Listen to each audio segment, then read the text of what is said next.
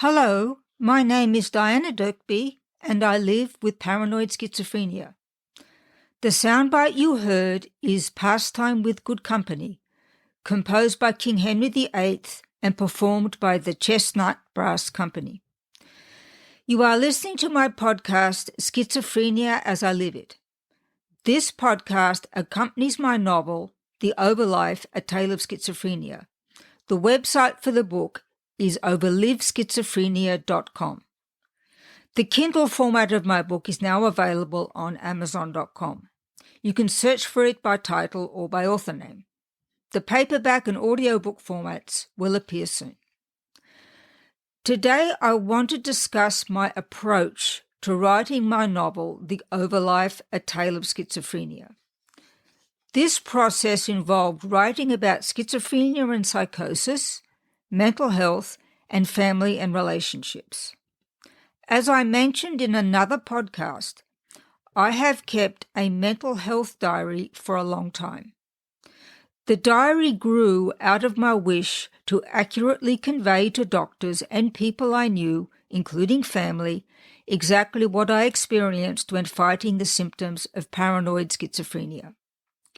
I eventually found a psychologist and psychiatrist willing to read my diary before treating me. That commitment started a treatment by these doctors that was effective for me, and that remains so. I found 3 types of note-taking that helped me to consolidate my novel. The first is my laptop, which I use when my ideas are well-formed and can be written down quickly. The second is a large notebook with letter-sized pages where I write down ideas and try to turn them into something well-defined and longer. I prefer to write by hand for this process as I can see the evolution of my changes. Even though my notebook looks messy, it makes sense to me, and by choosing letter-sized pages, there is lots of room for margin notes. The third is a small notebook I can carry around conveniently.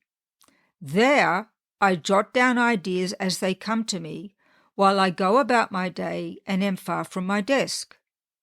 For me, the small notebook and its accompanying pen must look attractive. Plenty of notebooks and pens in bookstores and online are inexpensive yet inviting, and their attraction helps me to keep jotting down my spontaneous thoughts in them. So, I had plenty of material available before I started writing The Overlife, A Tale of Schizophrenia. I decided to make the daughter character Sarah, who narrates the book, my mouthpiece for what is in my mental health diary, and the 3 types of note-taking that grew out of it. This material is a large part of this podcast, Schizophrenia as I Live It. What I did not have written down before the idea of writing the book was the material for the mother character, Jody, who also lives with schizophrenia. However, my mother lived with this brain disorder, so I tapped my memory to give an impression of what it was like to be her caregiver over many years. Her experience of schizophrenia was different from mine. For example, she never accepted that she was mentally ill. When I began writing about Jody, I used the above 3 types of note-taking just as I had for Sarah. However, I wanted to do more than write about schizophrenia. Like everyone living with a mental illness, my characters, Jody and Sarah, are not defined by their diagnosis. I decided to build a human interest fiction novel around these genuine experiences to bring that out. The fiction genre gave me a great deal of flexibility in constructing the human interest part of the novel. It also meant that certain people in my life and my mother's could be left out of the book. Some were irrelevant, and others were not so happy about me writing about my mental illness. Then there was the decision to publish. That was the most courageous step. I spoke a little about that in my previous podcast.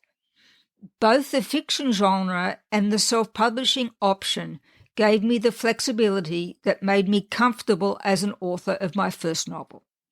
Above all, I did not have to cater to current fashions in fiction or what agents and publishers view as liable to make money.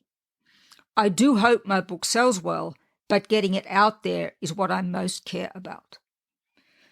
We are now at the end of this podcast. If you like ebooks, please consider buying my book in Kindle form. On my website for the book, overliveschizophrenia.com, you can find details of the Kindle version and, when they are ready, the paperback and audiobook versions. We end with Pastime with good company.